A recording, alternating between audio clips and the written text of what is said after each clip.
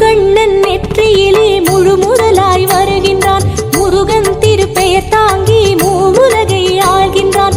அச்சங்கள் அழித்திடவே ஆறு பொறிகளாகின்றான். ஆறு முகம் பெயர் தாங்கி அற்புதங்கள் புரிகின்றான். சஞ்சலங்கள் சாய்த்திடவே சரவணத்தில் மிதக்கின்றான். சாதனைகள் புரிந்திடவே சரித்திரமாய்